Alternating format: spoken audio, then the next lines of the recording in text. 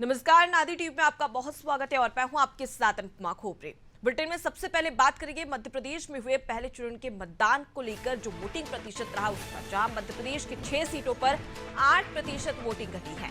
पिछले 2 चुनाव में बड़ी वोटिंग से बीजेपी को फायदा हुआ था। छिंदवाड़ा, सीधी, मंडला पर अब सस्पेंस बरकरार है। तो देखिए, मध्य प्रदेश की बात कर ली जाए तो कल 6 सीटों पर छिंदवाड़ा, जबलपुर, मंडला, सीधी, शहडोल और बालाघाट में वोटिंग हुई थी, जहां पर सबसे पहले आपको ये बता दें कि जहां लगातार 2014 और 2019 में वोटिंग प्रतिशत बढ़ा था, जिससे कि बीजेपी को फायदा हुआ था, लेकिन 2024 में 8% वोटिंग घटी है। यानी कि इससे कहीं ना कहीं जो 3 सीटें हैं वहां पर सस्पेंस बरकरार है। अब ऐसे में देखने वाली बात होगी कि वहां पर क्या कुछ फैसला निकलकर सामने आता है। आपको बता दें कि लोकसभा चुनाव के पहले चरण में मध्य प्रदेश के 6 सीटों पर 67% वोटिंग हुई है। पिछली बार इन 6 सीटों पर औसतन 75% वोटिंग हुई थी। इस लिहाज से करीब 8% कम वोटिंग हुई है।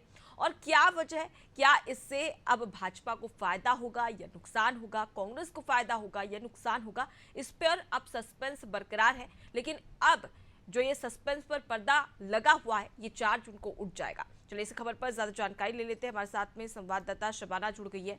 शबाना, 2014 और 2019 में लगातार वोटिंग बढ़ी थी, भाजपा को फायदा हुआ था, लेकिन 2024 में 8% कम होना वोटिंग, इससे क्या समझा जाए कि किसे फायदा और किसे नुकसान, और इसकी सबसे बड़ी वजह कौन सी सामने आ रही है?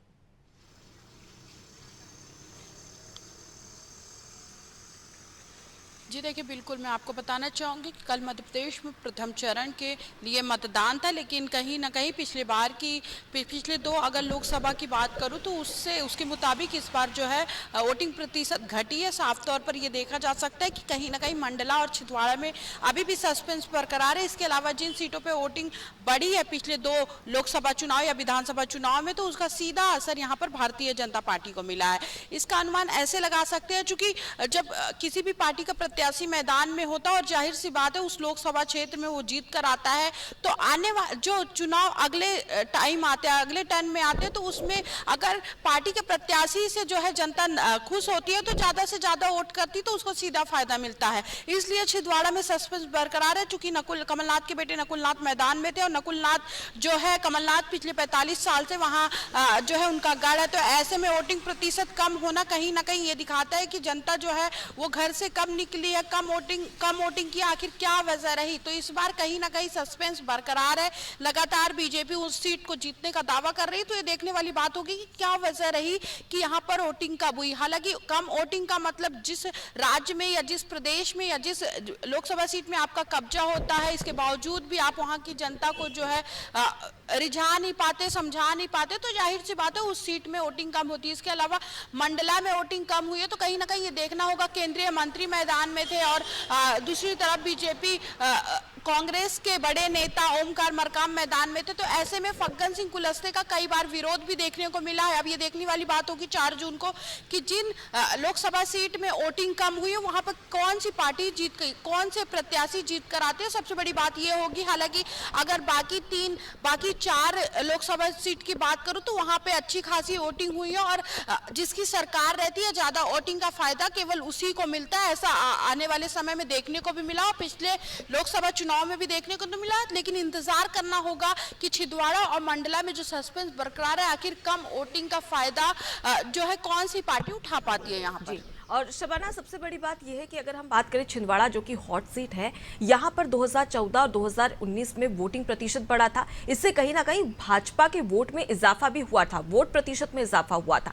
लेकिन इस बार 2.8% छिंदवाड़ा में कम वोटिंग हुई है। इससे क्या समझा जाए कि कहीं ना कहीं यहाँ पर भाजपा को नुकसान हो सकता है?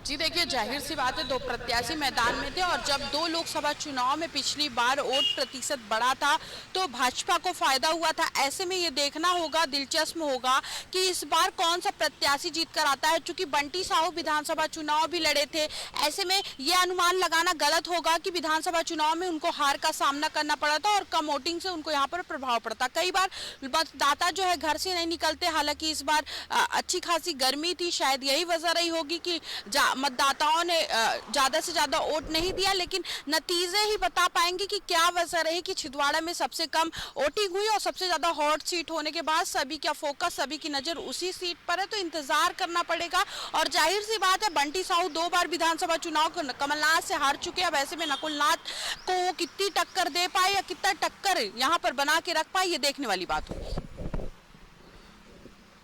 आखिर मतदाताओं ने क्या फैसला लिया होगा, इसका तो 4 जून को रिजल्ट आएगा, तब निर्धारित हो जाएगा।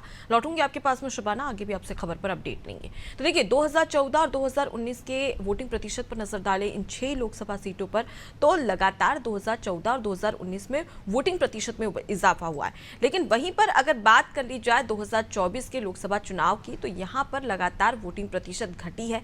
अब ऐसे में ये आकलन किया जा रहा है कि जब जब वोटिंग प्रतिशत घटी है तो इससे कहीं ना कहीं सस्पेंस बरकरार है, और जब भी वोटिंग प्रतिशत बढ़ता है तो इससे भाजपा को फायदा होता हुआ भी नजर आता है। लेकिन इस बार किसको नुकसान होगा, ये देखना दिलचस्प होगा।